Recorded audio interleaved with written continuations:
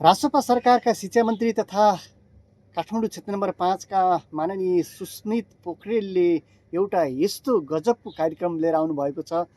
त्यसले जनताप्रति सांसदहरूलाई नजिक त बनाउँछ नै, अझ जनताप्रति उत्तरदायी पनि बनाउनेछ।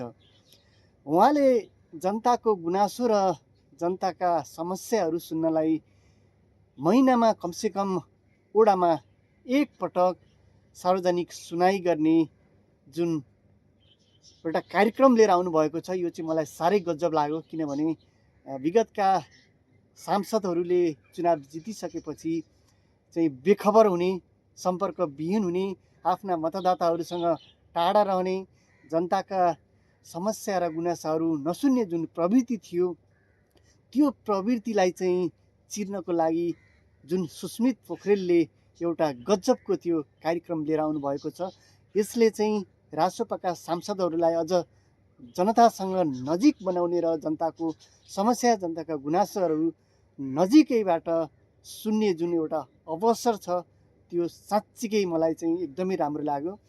अब सुस्मित पोखरेलको हकमा मात्र होइन, रासपाका 182 जना सांसदहरूले यो चाहिँ जुन सुस्मित पोखरेलले आफ्ना मतदाताहरूसँग ओडामा जुन महिनामा एकपटक चाहिँ जुन चाहिँ सार्वजनिक सुनाई गरेर जनताको गुनासो र समस्याहरू सुन्ने जुन एउटा कार्यक्रम लिएर आउनुभएको छ, यो चाहिँ हरेक सांसदहरूले चाहिँ यसको कपी गर्न एकदमै आवश्यक छ। म विनम्र अनुरोध गर्दछु, अब हामीलाई काम नगर्ने छुट छैन। हामीले 5 वर्षभित्र काम गरेर देखाउनु पर्नेछ। जनतालाई साँच्चै यस्तो होस्, आहा, रासपाका सांसदहरूले साँच्चीकै देश र जनताकै लागि निस्वार्थ सेवा गरेका रहेछन् राजनीतिमा आएर भन्ने एउटा त्यो छाप अब छोड्नुपर्छ।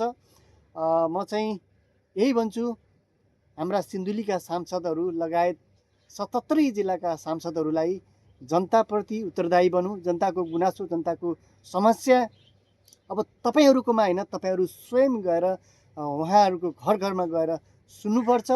यो चाहिँ जुन रासपाका सांसदहरूले यति गरेमा पनि जनताको मन पक्कै पनि जित्नुहुनेछ।